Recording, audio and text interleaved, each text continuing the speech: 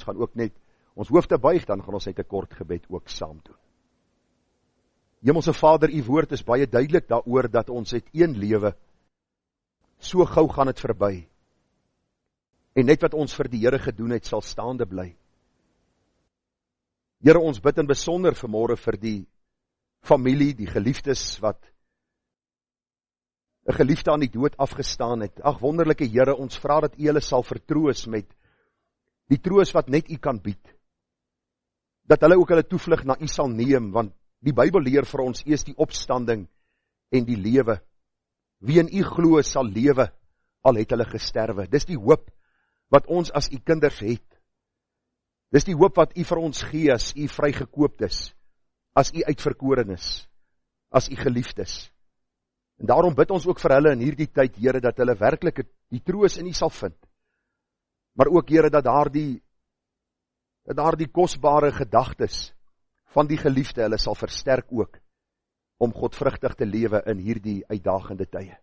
Vir ons as gemeente bid ek, Here, dat ons ook vir hulle sal versterk, en dat ons as gemeente saam sal groei, en dat elke lief en leed wat in ons gemeente gebeur, vir ons 'n boodskap sal wees, dat ons lewe so gou verbygaan, en dat ons 'n vooruitsig het om die Here te ontmoet in sy heerlikheid, soos hy is.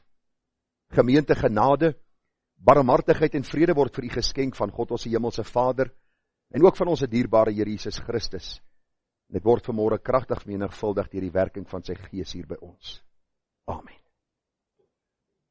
Vriende, ek vra om die woord van die Here vanmôre saam met my oop te maak by 1 Samuel, die 3de hoofstuk. Ons gaan daar die hoofstuk saam lees, 1 Samuel, die 3de hoofstuk. So aan die einde van die jaar, dan wonder jy baie keer by jouself, nou wat sal ek vir die gemeente sê? Ons het verskillende reekse deur die jaar hanteer, en ek wil nie graag aangaan met die reeks uit die boek Psalms nie, omdat baie van ons mense weg met vakansie, en almal kan nie altyd inskakel nie, en ek het gedink om hierdie, ek wil amper sê laaste boodskap, wat ons gaan bring vir u, so voor Kersfees, en eintlik voor die nuwe jaar, met u te praat oor die gedagte van getrou tot die dood.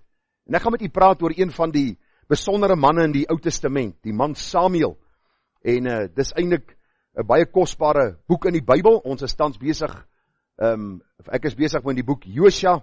Na Josua sien ons dan ook die boek Rigters en dan Samuel en al die gebeure wat gebeur het in die tyd van Samuel, 'n baie besondere man van die Here. En ons gaan vanmôre 'n bietjie na sy lewe kyk onder die gedagte van getrou tot die dood. En die gebed van my hart is dat die Here vir ons ryklik sal saamseën. Vers 1 van 1 Samuel 3 sê, en die seun Samuel het die Here gedien voor Eli, en die woord van die Here was skaars in die dae. Gesigte was daar nie baie nie. Nou, net so onderbreking, onthou ons gepraat oor laasweek? Amos 8 vers 11, nee? Oor die skaarste van die woord van die Here. Ons sien dit hier in die boek Samuel, dat dit iets was wat gereeld in die volk Israel gebeur het, omdat hulle die oor van die Here afgekeer het, en nie na God se woord wou luister nie. Een ding wat ons ook sien in hierdie gedeelte is, dat die Here altyd vir hom 'n oorblyf sal laat oorbly. God bou sy eie kerk. Daar sal nooit 'n tyd in die geskiedenis aanbreek, dat die kerk van Jesus sal toemaak nie. Dat daar nie gereddes op aarde sal wees nie, want God bou sy kerk. Hy het vir sy seun 'n bruid beloof. Sy seun het hierdie bruid gekoop, en die Heilige Gees roep en trek en red. En kom ons lees vanaf vers 2 dan verder, in die tyd, dan terwyl Eli op sy plek lê en slaap, sy oë het al begin swak word, sodat hy nie kon sien nie, toe die lamp van God nog nie dood gegaan het nie, en Samuel lê en slaap in die tempel van die Here, waar die ark van God was. Het die Here na Samuel geroep, en hy het geantwoord, hier is ek. Daarop loop hy na Eli en sê, hier is ek, want u het my geroep. Maar hy antwoord, ek het nie geroep nie, gaan slaap maar weer. Hy het toe geloop en gaan lê. Verder het die Here Samuel weer geroep, en Samuel het opgestaan en na Eli gegaan en gesê, hier is ek, want u het my geroep. Maar hy antwoord, ek het nie geroep nie, my seun, gaan slaap maar weer. Maar Samuel het die Here nog nie geken nie, ook was die woord van die Here nog nie aan hom geopenbaar nie.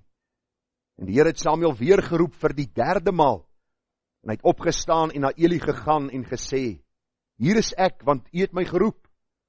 Toe merk Eli dat die Here die seun geroep het. Jy sal elke keer sien, hoofletter H-E-R-E, die verbondsgod van die Ou Testament, die God van Abraham, Isak en Jakob, vers 9, daarom het Eli vir Samuel gesê, gaan lê, en as hy jou roep, moet jy antwoord, spreek Here, want u knegt hoor. Toe het Samuel geloop, en op sy plek gaan lê. Toe die Here gekom en gaan staan en geroep, soos die vorige kere, Samuel, Samuel, en Samuel het geantwoord, spreek, want u knegt hoor. Toe die Here aan Samuel gesê, kyk, ek gaan 'n ding doen in Israel, waarvan elkeen wat dit hoor, sy 2 ore sal tyd. Die dag sal ek aan Eli vervul alles, wat ek oor sy huis gespreek het, van begin tot eind. En ek sal hom te kenne gee, dat ek sy huis gaan oordeel tot in ewigheid, oor die ongeregtigheid wat hy geweet het, want toe sy seuns skande oor hulle self gebring het, het hy hulle nie streng bestraf nie. En daarom sweer ek aangaande die huis van Eli, waarlik die ongeregtigheid van die huis van Eli sal tot in ewigheid nie deur slagoffer of spysoffer versoen word nie. En Samuel het bly lê tot die môre toe, en hy het die deure van die huis van die Here oopgemaak, maar Samuel was bevrees om die gesig aan Eli mee te deel. En Eli het Samuel geroep en gesê, Samuel, my seun, en hy antwoord, hier is ek. Toe vra hy, wat is die woord wat hy met jou gespreek het? Verberg dit tog nie vir my nie.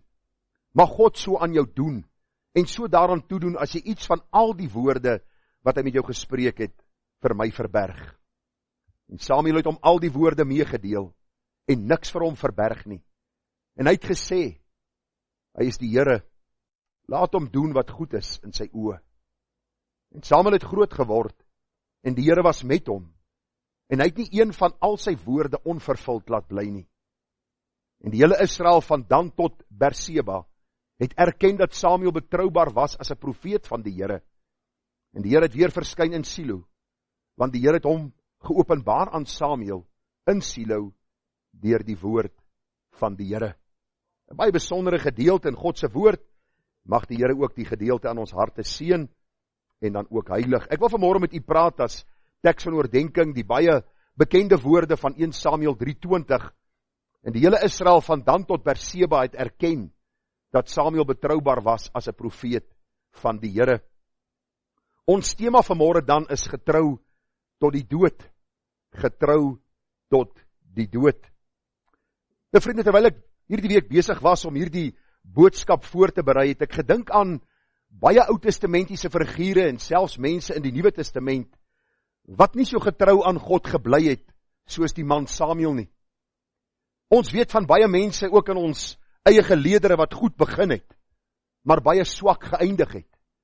En dis die probleem wat ons vandag beleef is, baie mense begin met baie ywer en vuur vir die Here, en dan later is daar so 'n vlammetjie wat verdoof, en later is daar net 'n rookie wat trek, en ons vra ons self sekere vrae af, en sien ons dat dit gebeur soms in die lewe van mense, en in besonder sê die Bybel, as hulle nie waak en bid nie.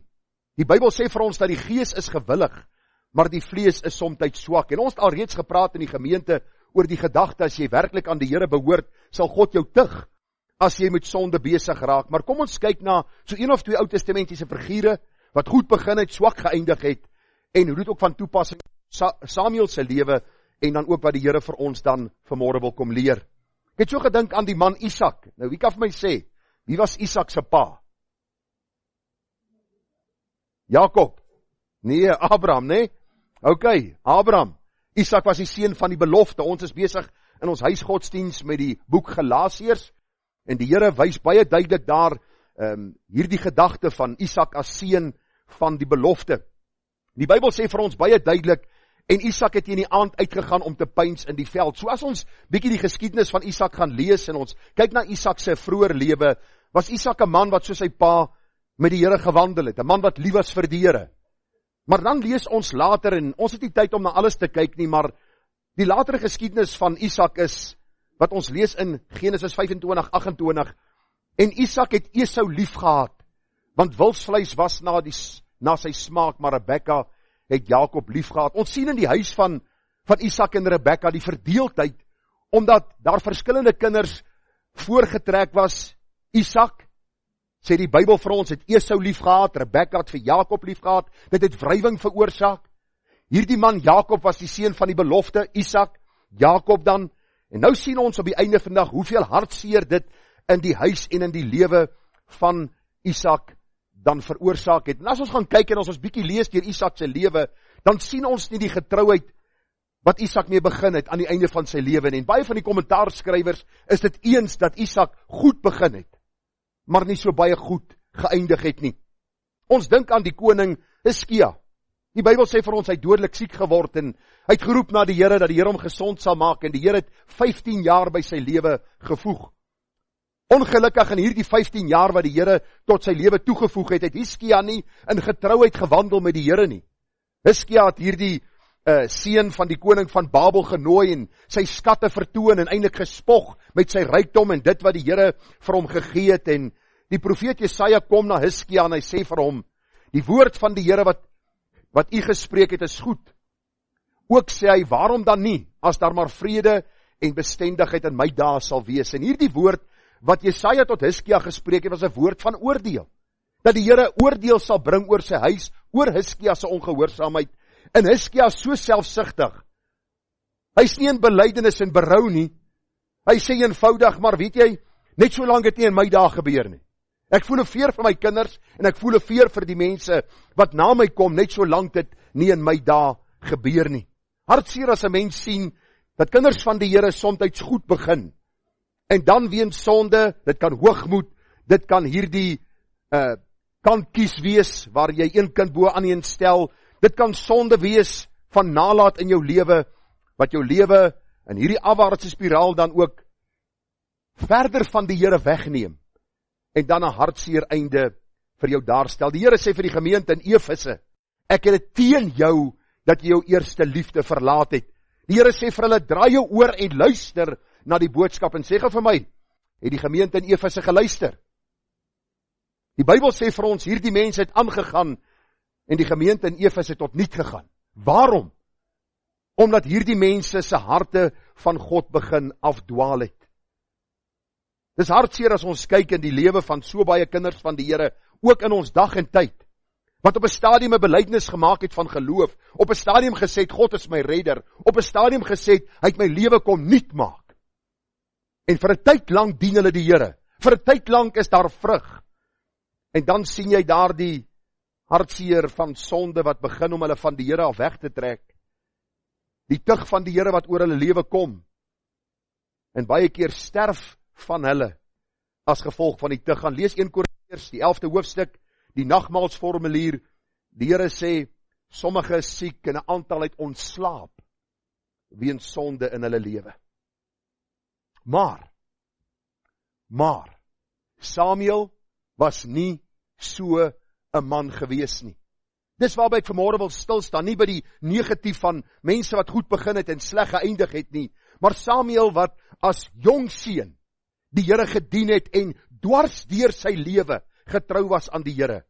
'n Man wat vlytig was in die werk van die Here, maar ook 'n geweldige liefde gehad het vir die Here. U sal onthou toe die volk 'n koning gesoek het Samuel amper sy oë uitgehuil.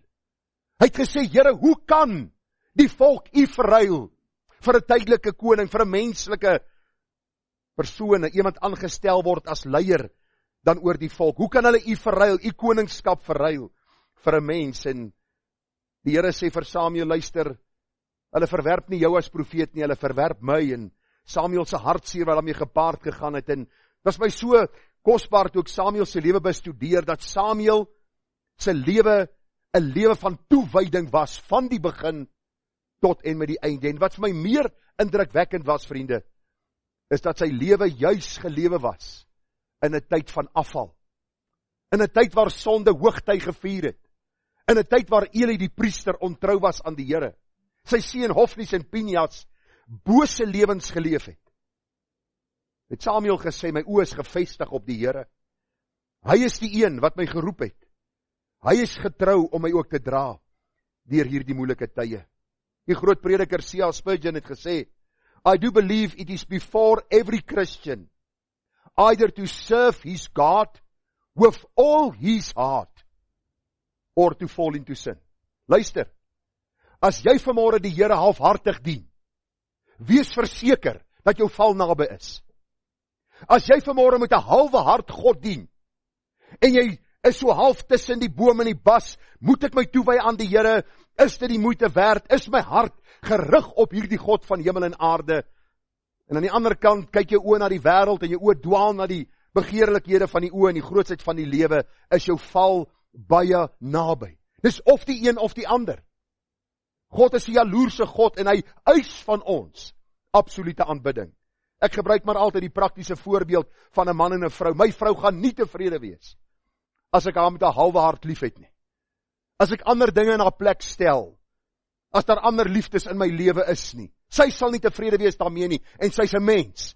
God wat ons kom red, is nie tevrede met 'n halfhartige toewyding en oorgawe nie. Daarom uit die lewe van Samuel wil ek u kom begelei, dat u vanmôre, as u miskien nou op hierdie punt is, waar u moet hierdie dubbelgedagte sit in u lewe, God of die wêreld, dan wil ek vanmôre u aanmoedig om op te staan en te sê, Here, u is my redder, en getrou tot die dood wil ek wees, wil ek bly, deur die instaatstellende krag van die Heilige Gees. As 'n paar sake wat vir my uitgestaan het, en ek gaan dit vir u in die gedeelte wys, en dan vertrou ons die Here, dat hy ook by hierdie boodskap van Samuel vir ons sal help, om getrou aan hom te bly. Die eerste gedagte wat ek raak gesien het, om getrou aan God te bly, was dit nodig gewees, en sien ons ook, dat Samuel se oor was oop om God te hoor praat. Samuel se oor was oop om God te hoor praat. 1 Samuel 3:8, en die Here het Samuel weer geroep, vir 'n derde maal, en hy het opgestaan en na Eli gegaan en gesê, hier is ek, wat u het my geroep. Eli sê vir hom, nee, is nie ek nie my seun, maar as jy weer hoor, dat die een roep, sê, spreek Here, want u knegt hoor. Samuel gaan lê weer, vers 10 sê, toe die Here gekom en gaan staan en geroep, soos die vorige kere, Samuel, Samuel, en Samuel het geantwoord, spreek, want u knegt hoor. Toe die Here aan Samuel gesê, kyk, ek gaan 'n ding doen in Israel, waarvan elkeen wat dit hoor, sy 2 ore sal tyd. Nou vriende, ons weet, en ek het al baie daaroor gepraat in die gemeente, en dis iets wat ons elkeen nou al seker van is, dat die Here in die Ou Testament op hierdie baie besondere manier met van sy mense gepraat het. Die Here het nie met almal links en regs gepraat nie. Almal het nie God se stem gehoor links en regs nie. Maar die Here het gepraat met sy knegte, sy profete, sy apostels en sekere mense afgesonder vir 'n bepaalde taak, vir 'n bepaalde boodskap, om sy volk te onderrig, om vir hulle te sê, so sê die Here.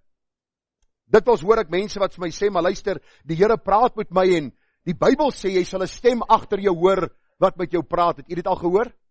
Het u dit al gesê, daar het 'n stem agter my gepraat, wat vir my gesê het, gaan hierheen, of gaan daai kant toe, draai links of draai regs? Kom ons kyk gou wat sê die konteks van hierdie vers, Jesaja 30:20. Die Here gee julle wel brood van benoudheid en water van bedruktheid. Hoor nou, maar jou leraars sal hulle nie langer verberg nie. Maar jou oë sal jou leraars sien. En jou ore sal 'n woord agter jou hoor wat sê, dit is die weg, wandel daarop, wanneer jy regs of wanneer jy links wil gaan. U sien is baie duidelik dat die Here deur die leraars, deur sy woord praat. Ons kry nie nuwe openbaringe, nuwe indrukke, nuwe gedagtes en nuwe idees nie, maar God se woord bly vas staan. Ons is meer bevoorreg as Samuel. Luister, mense sê as ek net God se stem kan hoor, dan sê ek dikwels, maar ons is meer bevoorreg as Samuel. Samuel het vir ons ietsie neergeskryf van dit wat hy gehoor het. Ons het die hele 66 kanonieke boeke. Ons het God se woord om sy stem te hoor. Daarom kom Petrus in 2 Petrus 1:20 en hy sê, terwyl julle veral dit moet weet, dat geen profesie van die skrif 'n saak van eie uitlegging is nie. Want geen profesie is ooit deur die wil van 'n mens voortgebring nie, maar deur die Heilige Gees gedrywe het die heilige mense van God gespreek. Ek wil vanmôre vir u sê hier by hierdie boodskap, oor die gedagte van getrouheid, jy kan nie en jy sal nie getrou aan die Here wees, as jy nie sy woord bestudeer nie. As jy nie sy woord sistematies deurlees en hoor wat God sê uit sy woord nie. U sal nie geestelik groei as u nie onder geklank van die woord van die Here kom en saam met ander kinders van die Here luister na die uitleg van God se woord en dat die fokus wat geskei word van onsself na die heiligheid van God, soos geopenbaar in sy woord nie.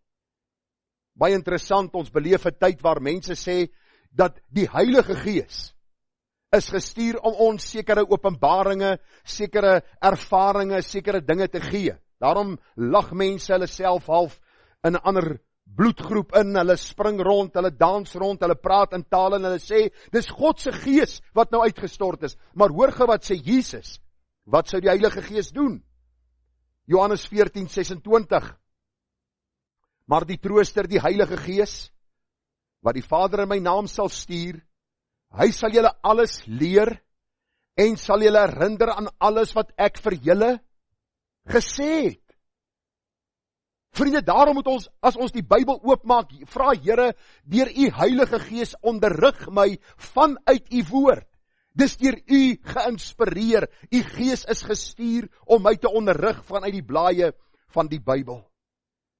Ek lees daar in 2 Petrus 1 vers 19, en ons het die profetiese woord wat baie vas is, waarop julle tog moet ag gee soos op 'n lamp wat in 'n donker plek skyn totdat die dag aanbreek en die môrester opgaan in julle harte. Dit verbaas my as ek hoor mense sê ons is kinders van die Here, maar hulle lees nie God se woord nie. Vriende, dit maak net nie sin nie. Wanneer 'n babietjie gebore word, wil hulle drink. Hulle soek die moedersmelk, hulle wil drink, dat hierdie hongerpyne gestil kan word. Geestelik is dit dieselfde. Die eerste ding na my redding was my smagting na God se woord. Dis iets wat die Gees in jou werk, want God se Gees het sy woord geïnspireer. Ek kan vanmôre 'n fout maak van die kansel. Ek kan vanmôre iets sê wat nie feitelik korrek is nie, maar nie God se woord nie. Daar is een boek in die wêreld wat uitstaan bo alle boeke, dis die Bybelboek, geïnspireer deur die Heilige Gees, deur God vir ons gegee. Soos ons lees in 2 Timoteus 3:16, die hele skrif is deur God ingegee en is nuttig tot lering, tot weerlegging, tot regwysing, tot onderwysing in die geregtigheid, sodat die mens van God volkome kan wees, vir elke goeie werk volkome toegerus. Mense het my al die vraag gevra, nou Gerard, nou waarom maak jy so baie van die Bybel? Dan dink ek by myself, dis nie 'n slim vraag nie. Dis nie 'n baie slim vraag nie. As daar een boek in die wêreld is wat deur die Heilige Gees geïnspireer is, wat God vir ons kom gee het, dan wil ek hom lees. Dis baie interessant hoe mense vir jou baie goed kan vertel van baie dinge, maar na baie jare wat hulle bely hulle behoort aan die Here, is daar min van die woord, en jy kan dit geestelik in hulle wandel sien, daar is min vrug wat by die bekering pas. En ek probeer so in die oggend 'n bietjie stap, vir my gewig. Nou, ek wil vir julle sê, stap is nie goed nie, want die tel gewig op. Jy kan sien aan my kondisie, word nie beter nie. Maar ook in hierdie stappery van my raak ek soms geweldig ontsteld, want ek stap verby kerke. En ek stap die week verby 'n gereformeerde kerk, en ek kyk terug op die bord, massiewe groot bord wat hulle daar voorop het, gereformeerde kerk, en daar staan 9 uur, is die erediens en die kinderkerk. En 10:15 is die jeuggeek. Terwyl ek na hierdie advertensie kyk, nou ek het nie modder gehad om te gooi nie, het ek maar gedink om dit te gebruik as 'n illustrasie vanmôre. En ek wil begin deur vir ons kinders vanmôre te sê, julle is welkom by ons in die gemeente. Ons gaan julle nie uitstuur na 'n kinderkerk, en julle kom nie onder die geklank van die woord, waar julle leer om stil te sit, en te hoor wat God vir die gemeente wil sê. Deur die eenvoud van die prediking, want die Here sê deur die dwaasheid van die prediking glo hy die wat red. Ons kinders is welkom, en ja, baie keer is hulle bietjie knieserig en ons verdra hulle, want ons wil hulle leer dat Sondag is ons beste dag waar ons onder die geklank van die woord van die Here sit. En dan wil ek vir ons jong mense vanmôre sê, ons onderskat nie julle intelligensie nie. Ons dink nie julle is van so aard intellektueel dat julle nie verstaan wat ek vanmôre sê nie. Daarom moet ons vir julle 'n klomp takkar ouens kry met oorbelle wat die gitaar speel en rook in die vertrek laat opgaan, en julle laat sing 10, 12, 15 keer 'n liedjie, dat julle in een of ander beswyming gaan, en dan staan een of ander prediker met jean en tekkies op, met 'n hemp wat oop is tot hier by sy naaltjie, met 'n kruis wat hang, en hy vertel vir jou wat God vir hom in sy studeerkamer gesê het, en dis die grootste klomp nonsens onder hierdie son. Ons dink meer van julle as dit.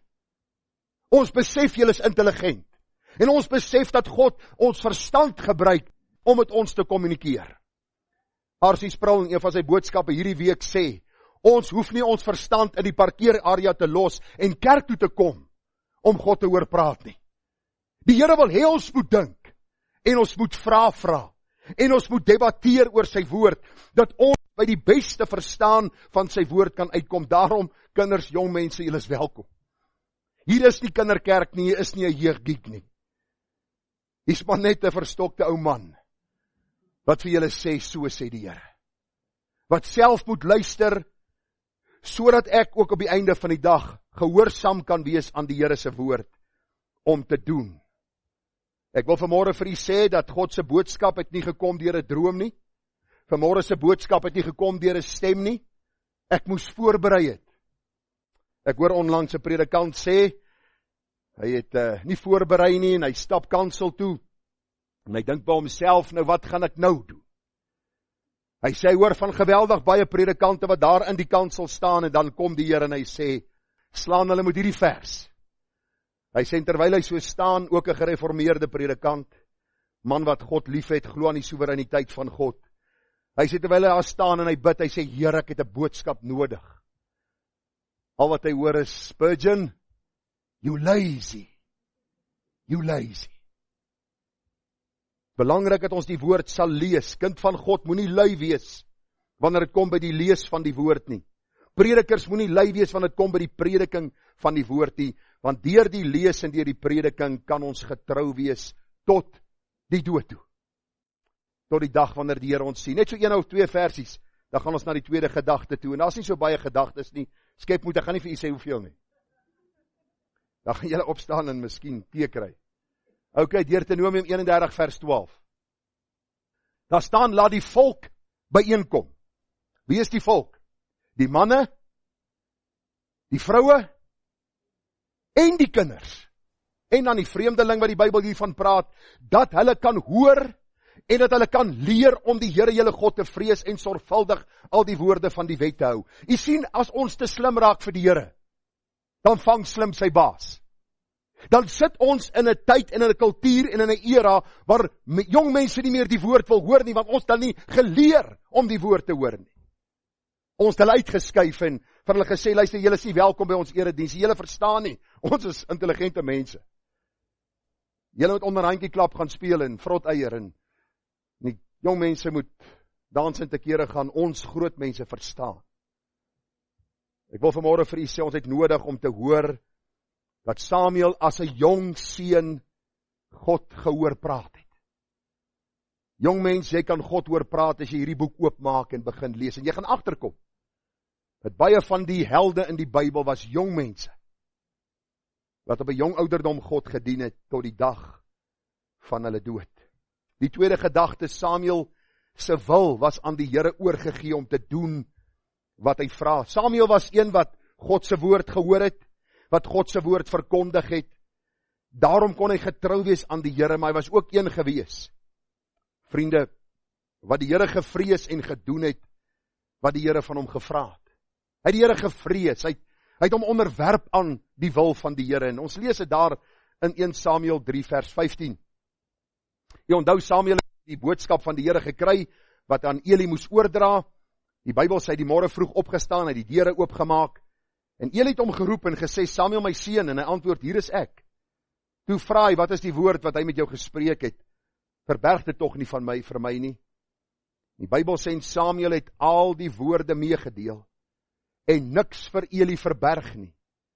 En Eli het gesê, hy is die Here, laat hom doen wat goed is in sy oë. Ek skryf hier op my notas, wat 'n geweldige opdrag aan 'n jong seun. Dink mooi as u vanmôre as jong seun 'n Samuel was. En die Here het so geweldige boodskap van oordeel oor die priester en sy seuns uitgespreek. Sou jy die moed gehad het om hierdie boodskap oor te dra aan hierdie priester en sy bose seuns? Die Bybel sê vir ons baie duidelik, vriende, dat Samuel hierdie opdrag van God uitgevoer het. Hy het 'n groter vrees gehad vir die Here as vir mense, en sy wil was onderworpe aan God se wil. En as jong seun hoe sy aan hierdie priester, wat bykans 40 jaar Israel gelei het, saam met sy 2 bose seuns, die oordeel aankondig, dat die Here nie langer hulle boosheid gaan verdra nie. Jy sien, die Here wek vir homself leiers op in sekere tye. En ons moet soos Jesaja van ouds ook sê, Here, hier is ek, stuur my. Ek dink so aan hierdie woorde van die Here Jesus in Matteus 10:28, hy sê, moenie vrees vir die wat die liggaam doodmaak, maar die siel niks, of die siel nie kan doodmaak nie, maar vrees hom liewer, wat die siel sowel as die liggaam kan verderwe in die hel. Vriende, as ons getrou aan die Here wil wees tot die dooddag toe, sal ons die Here eerder moet vrees as mense. Ons sal ons wil aan sy wil moet onderwerp, al koste dat ons moet opstaan vir sekere dinge in ons huise, in ons familiekringe, by ons werksplekke, waar ook al ons beweeg in die week. Dis vir my so hartseer om te sien dat kinders van die Here hierdie verse leer, memoriseer en selfs quoteer aan ander. Maar wanneer dit, verskoon die Engels, by crunch time kom, wanneer die tyre die teer slaan, soos Louis Malherbe gesê het, dan is ons bang om op te staan vir God se waarheid. Ek wil vanmôre vir jou sê, en hoor asseblief my uit, en moenie te vinnig oordeel as ek dit sê nie, maar ek en jy is gered en geroep om aanstoot te gee. En ons wil dit nie doen nie, want ons wil graag gewild wees. Ons wil deel wees van die groep. Ons wil tuis hoort, terwyl die Bybel vir ons leer, dat ons evangelie, ons boodskap, ons Here Jesus aanstoot gee. Ek lees vir uself uit die woord van die Here, en dan kan u sien wat die Here self sê. Matteus 10:34, moenie dink dat ek gekom het om vrede op die aarde te bring nie. Ek het nie gekom om vrede te bring nie, maar die swaard. Want ek het gekom om tweedrag te verwek tussen 'n man en sy vader, en tussen 'n dogter en haar moeder, en 'n skoondogter en haar skoonmoeder. En 'n mens se huisgenote sal sy vyande wees. Luister vriende, hulle moenie jou vyande wees omdat jy hulle sleg behandel nie. Hulle moenie jou vyande wees omdat jy eie sinnig is nie.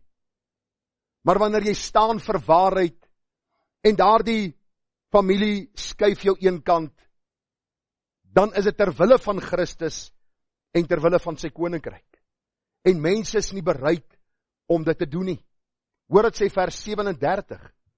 Die vader of moeder bo my liefhet, is my nie waardig nie, en die seun of dogter bo my liefhet, is my nie waardig nie, en wie sy kruis nie neem en agter my volg nie, is my nie waardig nie. Gaan lees die verhale van moslems wat tot bekering kom. Hulle word heeltemal afgeskryf. Dis asof hulle nie bestaan nie, dis asof hulle op daardie oomblik gesterf het vir die gesin en vir die familie. U sien, dit kos 'n prys om Christus te dien. Ons dink dat die oomblik wanneer ons aan die Here behoort, alles lui lekker gaan wees, tot die dag dat ons hom in sy heerlikheid sal sien. Ek wil vir u sê, dis 'n uitdagende stryd. Ek dink so op 'n stadium, terwyl ek hierdie boodskap voorberei het, aan die aanloop van my verhoor by die EG Kerk, toe hulle my geroep het, omdat ek nie meer saamstem met hulle leer nie. Ek onthou in die aanloop daarna toe, hoeveel predikante met my kom praat het en vir my gesê het, Gerard, ons stem saam met jou. Ons kan nie saamgaan met hierdie leer nie. Dis nie Bybels verantwoordbaar nie. Selfs by my verhoor die dag het 2 manne afsonderlik na my gekom en vir my gesê, Gerard, ons stem nie saam nie, maar ons is nie bereid om die pad te stap wat jy stap nie. Ons is nie bereid om op te offer wat jy opoffer nie. En per implikasie wat hulle sê, ons sien die kans om alles te verloor wat die wêreld ons bied nie. Ons is eerder bereid om te sê wat die kerk sê, voor ons in die oortuiging van ons hart gaan en sê wat die Here sê. En ek sê vir ons leef in 'n tyd waar mense ander mense vrees eerder as God. Ons werk vir ons pensioene, ons werk vir ons aansien, en is vir ons meer belangriker as God en sy saak, sy eer en sy koninkryk. Ek wil vanmôre vir jou weer sê, gaan lees die kerkgeskiedenis. Daar kom tye wat jy moet opstaan. En ongelukkig kan dit 'n skeuring bring. Dis in mense wat jy liefhet en mense vir wie jy omgee. En selfs jou huisgenote kan jou vyande wees. Ek het vir u gesê, ons is besig met ons huisgodsdiens met die boek Galasiërs. Die apostel Paulus 'n man wat lief was vir die Here en lief was vir die saak van die Here, kom na die gemeente in Galasië en hy sê vir hulle, luister, waarom gaan julle kompromie aan met die evangelie? Terwille van die Jode, wat sê julle moet besny word en julle moet die wet onderhou. En Paulus gaan so ver in hierdie brief en hy skryf in Galasiërs 1 vers 9 en hy sê, soos ons van tevore gesê het, sê ek nou ook weer, as iemand julle evangelie verkondig in stryd met die wat julle ontvang het, laat hom 'n vervloeking wees. Dis hard, nee? Ons lewe in die jaar 2024. Kom ons herskryf die Bybel. Die Here kan nie so met ons praat nie. Ons is geleerde mense. Ons is gesofistikeerd. Hy kan nie sê dat ons baie duidelik vir mense wat die evangelie probeer verdraai, moet sê dat hulle 'n vervloeking is nie. En nou, antwoord Paulus, vers 10.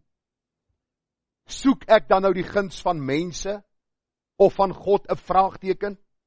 Of probeer ek om mense te behaag, vraagteken? Luister, kind van die Here, luister, jonk en oud, luister. As ek nog mense behaag, dan sou ek nie 'n diensknegt van Christus wees nie. Onlangs met een van ons familielede gepraat. Hy's vas oortuig ons moet hande vat met elke kerkdenominasie.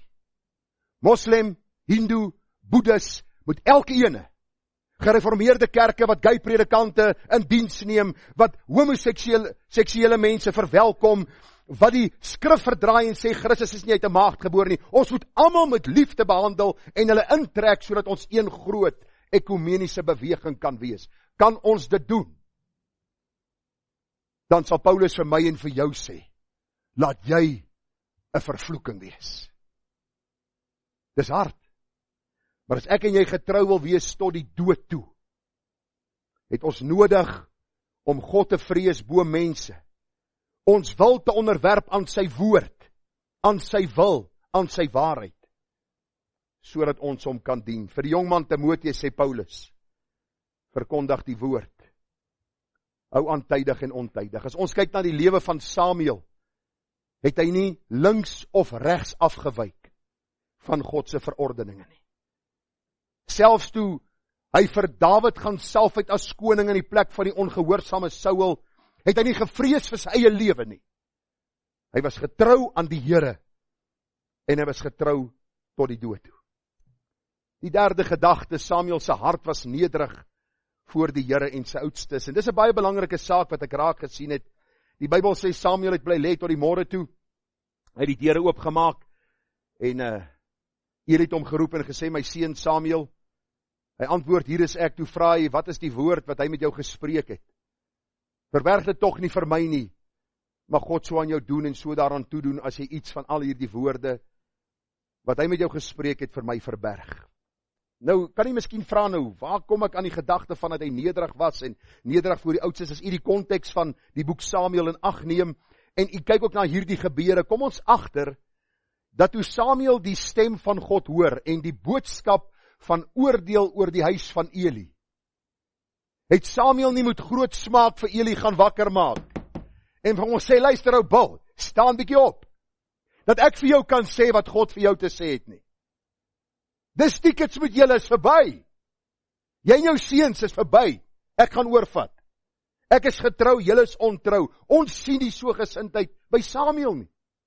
En ek het so daaraan gedink, vriende, ons moet ook nie 'n boodskap aan die wêreld oordra met 'n verwaande gesindheid, so asof ons iets gesnap het wat die ander te onnoosel is om te snap nie. Die feit dat jy vanmôre gered is, die feit dat ek gered is soewereine ingrype, genade uit die hand van God, die Gees wat ons lewe kom gee, God wat ons kom aanneem het as sy kinders in dit wat Christus aan die kruis gedoen het. Daarom die boodskap môre ook wat u moet hoor, 'n kosbare les wat ons moet leer, dat trotsheid kom voor die verbreeking en hoogmoed voor die val. U en ek is begenadigdes van die lewende God. Daarom, soos 'n Samuel van ouds, moet ons in nederigheid God se waarheid verkondig, in die liefde van die Here, maar met 'n ferm hart, met 'n met 'n onwankelbare gesindheid van toewyding aan die Here. Samuel was getrou aan die Here tot die dag van sy dood, omdat hy in nederigheid voor die Here gewandel het. Hoor wat sê die Here vir ons in Kolossense 3:12. Beklee julle dan as uitverkorenes van God, heiliges en geliefdes, met innerlike ontferming, goedertierenheid, nederigheid, sagmoedigheid en lankmoedigheid. Vriende, baie mense dink ek is kwaai. Ek dink seker nie so nie. Ander mense wat my nie ken, nie dink so. Wanneer ek Sondag hier staan, besef ek een ding. Ek is nie hier om u te vermaak nie, en u is nie hier om deur my vermaak te word nie. U het nie vanmôre al die pad gery om hier te wees om te hoor wat my opinie is, wat my gedagte is, wat my idee is nie. U is vanmôre hier omdat u die Here liefhet. Maar ek bid die Here dat ek sy boodskap sal oordra aan u met liefde. Met 'n gesindheid van nederigheid. Ek wil nooit hier staan dat u sal dink, maar hy dink hy weet alles. Ek wil nooit hier staan om te dink dat ek die boodskap hard oordra en ongenaakbaar nie. Ek pleit die Here dikwels, Here, gee my genade, dat die vrug van die Gees, sagmoedigheid en lankmoedigheid en nederigheid en selfbeheersing deel sal wees van my lewe. Maar ook, moet ek vir u sê, God roep verskillende mense, met verskillende persoonlikhede en verskillende temperamente. Maar vir almal deur die bank sê hy dat ons nederig moet wees. In nederigheid die waarheid oordra. Ek onthou so tyd terug in my opleidingsjare, was daar die twee Feinberg broers. Paul en John Feinberg. Paul was so lang man, en John sy broer was so kort. Al twee professore by die Dallas Theologiese Seminarie. Ek dink dit was die Dallas Theologiese Seminarie. En die dag toe hulle ons voorstel aan hierdie twee predikers wat 'n konferensie by ons kweeskool kom hou het, twee gereformeerde manne, kosbare waarhede gepreek, toe staan John daar. Lang man, groot man. Praat so sag. En hy praat so stadig. En hy het 'n hele, wat is die Afrikaans vir 'n jug? 'n jug water. En hy gooi een glas en hy drink hom klaar, en hy gooi die tweede glas en hy drink hom klaar, en hy gooi die derde glas en hy drink daai jug leeg in sy uur en 'n bietjie boodskap. En ek dog, okay, dis nie my gunsteling nie, ek hou van iemand wat bietjie meer boema het. En toe kom klein Paul daaraan, die kleintjie. En ek wil vir u sê, die kansel het amper in die heel gebly nie. En met die vuur en ywer waarmee hy die woord gepreek het, toe besef ek, dat God roep verskillende mense vir sy werk. U het verskillende persoonlikhede. Maar God stuur ons almal om met 'n nederige hart vir die wêreld te sê, daar is een redder, sy naam is Jesus. Mag ons in die liefde van die Here hierdie boodskap oordra. Want Paulus sê, 2 Korintiërs 15, ons moet almal voor die regterstoel van Christus verskyn, sodat elkeen kan ontvang wat hy die liggaam verrig het volgens wat hy gedoen het, of dit goed is of kwaad, omdat ons dan die vrees van die Here ken, probeer ons om die mense te oortuig. Maar voor God is ons openbaar, en ek hoop om ook in julle gewetens openbaar te wees. As ons kyk na Paulus se lewe, dan kom dit so mooi ooreen met Samuel se lewe. 'n man wat nederig in sy wandel was, maar ferm in die boodskap, dat Jesus Christus die redder is. Die laaste gedagte, en u van nou nie hande te klap nie, laaste gedagte, ons is amper klaar, hou moed. Samuel se God welgevallige wandel was vir almal sigbaar. Hoor dit staan in 1 Samuel 3:20. En die hele Israel, van Dan tot Berseba, het erken dat Samuel betroubaar was as 'n profeet van die Here. Van Dan tot Berseba. Vriende, tot die dag van sy dood was Samuel getrou aan die Here. Terwyl die volk afvallig geleef het, was hy heilig. Sy lewe, sy voorbeeld en wandel het getuig van 'n liefde vir God en 'n liefde vir God se mense. Eli die priester, Hofnis en Pinja sy seuns wat moes dien in die tempel, hou hulle met sonde op en met boosheid op. Die volk kla oor hierdie priester en sy seuns. Die Here bring die oordeel omdat Eli sy seuns nie streng bestraf het vir hulle sondes nie. En hier kom die getuienis. Dis so kosbaar in hierdie donker prentjie van die volk Israel se geskiedenis kom die getuienis. Dat Samuel getrou was aan die Here en dat die hele volk van Dan tot Perseba, die hele gebied, het hulle erken dat Samuel getrou was aan die Here. Dis die laaste gedagte vanmôre. Vriende, u en ek, getrou tot die dood. Dit gaan van ons verg om teen die stroom op te gaan. En soos 'n Samuel selfs die boosheid van kerke en van mense in kerke te staan, sodat ons aan die ander kant van ons lewe, aan die einde van ons lewe, wanneer ons die Here in sy heerlikheid sien, die beloning van hom sal ontvang. Hoor wat sê die Bybel vir ons, as God se kinders. Julle, weergeborenes, is die sout van die aarde. Julle is die lig van die wêreld. Laat julle lig so skyn voor die mense. Daar is mense wat sê, my godsdienst is privaat. Dit is 'n privaat ding. Ek hoor onlangs weer ou, dis 'n privaat storie hierdie man. 'n Mens loop nie, weet op jou mou met hierdie goed nie. Ek hoop jy's ook 'n privaat man vir jou vrou. Dat niemand weet jy's getroud nie. Dat niemand 'n ring sal sien nie en iemand jou vra, hoor jy, is jy getroud? Nooit, man. Ek hoop nie jou vrou hoor dit nie. En dan gaan jy nie die gelukkigste man wees, soos ons hier in die gemeente het nie. Die hele probleem is net, as ons bely ons behoort aan die Here, moet ons soos 'n Samuel van ouds getrou wees. Ons getuienis moet vir ander mense sigbaar wees. Hulle moet iets in ons lewe sien van 'n veranderde lewe. Daar bestaan nie iets soos redding. Daar bestaan nie iets soos wedergeboorte sonder die vrug van die bekering wat daarby pas nie. Dit was Paulus se hele betoog in die sendbriewe wanneer hy telke male met die kinders van die Here praat.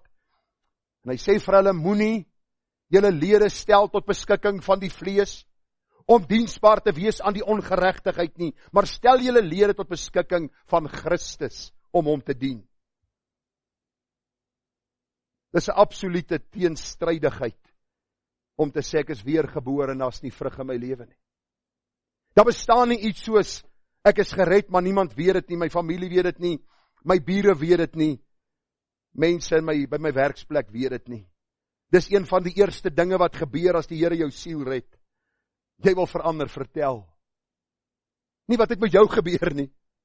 Van hierdie een wat genade oor jou bewys het, wat jou uit die moddersluit van sonde kom trek het, wat jou sy kind kom maak het. Ek het hierdie week daaroor gedink, en ek het my gesin daaroor gepraat. Dink bietjie daaraan, dat God ons lief gehad het, en ons gekoop het, met hierdie kosbare bloed van die lam. Die Here sê vir ons verder in 1 Petrus 2:9, maar julle is 'n uitverkore geslag. Julle is 'n uitverkore geslag, 'n koninklike priesterdom, 'n heilige volk, 'n volk as eiendom verkry, om wat te doen? Om te sit en wag vir die wederkoms.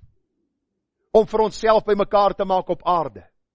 Om onsself te verryk op hierdie aarde, nie om te verkondig die deugde van hom wat julle uit die duisternis geroep het tot sy wonderbare lig. Julle wat vroeër geen volk was nie, maar nou volk van God is, aan wie toe geen barmhartigheid bewys is nie, maar nou bewys is. Ek het onlangs een van die meisiekies wat in ons vorige gemeente was, daar in die Weskaap, sy het verloof geraak. Ek wil vir u sê, ek het in my lewe lanklaas so iets gesien. Sy staan met die ring so, en die video's wat sy wys, jy sien ewe skielik net, hier kom die ring uit, en die blydskap, die vreugde, sy straal. Ek sê vir Ethel, ek het lanklaas so iets gesien. Ek vra jou, as 'n meisie so opgewonde is oor die man van haar drome, wat sy gaan trou, hoeveel te meer moet u en ek wees oor Christus, oor die feit dat God ons van ewigheid af gekies het, om deel te wees van sy hemelse gesin, uitverkore, 'n koninklike priesterdom, om wat te doen? Om oor Christus te praat. Hierdie gemeente is gereserveer vir die naam van die drie-enige God. En die dag as ek hier staan en ek kom met slim praatjies en allerhande snaakse visioene en drome, jaag my weg. Maar tot dan is u welkom om te hoor en gaan ons die woord oopmaak en hoor wat die Here vir ons sê. Getrou tot die dood aan wie? Aan die een wat ons geroep het vir sy wonderlike diens. Paulus kom en hy sê, wees my navolgers, soos ek het ook van Christus is. Ek het vanmorgen aan gedink, ek het vanmorgen weer gestap, hoor. So ek stap, dink ek. Ek sien goed wat ek met modder wil gooi, dan dink ek baie keer. Ek het onlangs 'n gesprek gehad met mense wat bely hulle behoort aan die Here. En hulle vertel my dat hulle in 'n groot fete betrokke geraak het met hulle bure oor hulle hond. Jy weet mos daai goed wat so aanhoudend kan blaf. Hulle word nie moeg nie. Ek wonder as daar kommerits was vir honde blaf. Of baie ouens nie 300 kilos kon hardloop nie. Maar in elk geval. En die mense vertel my dat hierdie saak nou in die hof gaan draai, want die mense kla oor hulle hond in. En hulle is baie ongelukkig daaroor, en die mense sis en so. En ek vra hulle die vraag net so. Ek vra hulle, is julle kinders van die Here, ja of nee? Ja, ons is kinders van die Here. Ek sê, is jou hond belangriker as jou buurman? Is sy siel belangriker as jou hond? Ek kon my nie antwoord nie. Want luister, as ons in 'n gesindheid lewe, waar ander mense kan vlieg in hulle kanon, soos ons sê, as hulle nie hou van hoe ons dinge hier doen nie, dan moet ons vir onsself die vraag afvra, is ons hier om te verkondig die deugde van hom, wat ons uit die duisternis geroep het, tot die wonderbare lig. 'n kind van die Here is 'n goeie buurman. 'n kind van die Here is 'n goeie landsburger. Ek hoop nie u ry oor die stopstrate. En u wys tekens vir ander mense, as hulle vir jou hoeter druk nie. Ek hoop nie so nie. Ek hoop nie u is mense wat die wet verbreek, en sê ek is 'n uitverkore geslag. Ek is 'n koninklike priesterdom nie. Ek hoop nie u is die een by die werk, wat vloek en skel, en as mense u die oggend sien, op pad kerk toe, dat hulle sal sê, maar wat gaan doen hy by die kerk nie? Ek pleit by jou vanmorgen, ek pleit by jou dat ons die Here sal dien. En dis nie om kleinlik te wees nie. Dis die normale Christelike godsdiens. Wil vir jou sê, jou dier gaan nie saam met jou in die hemel wees nie. Christus het nie gesterf vir jou hond of vir jou kat nie. Hy het gesterf vir jou buurman. Daarom pleit ek by jou, dat ons 'n getuie sal wees vir die Here. Dat ons nie in hierdie wandel saam met ons, en van ons, mense sal wegstoot van die Here nie. Samuel was 'n man, wat in elk opsig God verheerlik het. Ek weet nie of Samuel 'n hond gehad het nie. Miskien het hy gehad. Maar ek dink sy hond het maniere gehad. Getrou tot die dood. Die vraag het by my opgekom, hoe sal ek hierdie diens afsluit? Jy weet, ek hou daarvan om die diens altyd af te sluit met 'n vers of 2 om saam te vat wat ek vir u wou sê. En daar was my 2 verse wat uitgestaan het. Die eerste ene, Matteus 25:23. Onthou u die afrekening met die diensknegte?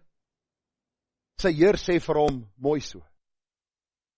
Goeie en getroue dienskneg, oor weinig was jy getrou, oor veel sal ek jou aanstel, gaan in die vrede van jou Heer. Ek vra jou vanmorgen, jy wat hier sit, dink jy baie keer aan die dag van rekenskap?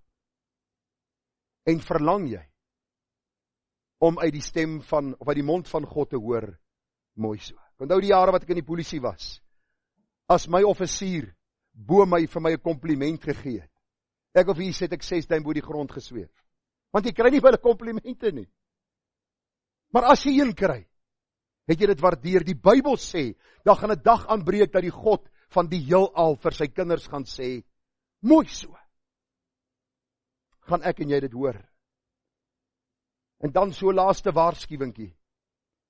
2 Johannes 1:8, wees op julle hoede, dat ons nie verloor wat ons deur arbeid verkry het nie, maar 'n volle loon ontvang. Sommige begin goed, hulle eindig sleg, en hulle verloor loon. Ek pleit dat ek en jy getrou sal wees tot die dood toe, dat ons die mooiste by die Here sal kry, om die loon aan sy voete neer te lê, uit dankbaarheid vir wat hy vir ons gedoen het aan die kruis op Golgotha. Kom ons bid saam. Vader, ons eer u dat ons hierdie waarheid vanmôre kon hoor. Herinner ons aan 'n Samuel, en help ons om getrou te wees tot die dood. Ons bid dit in u naam, en ons bid dit met danksegginge. Amen.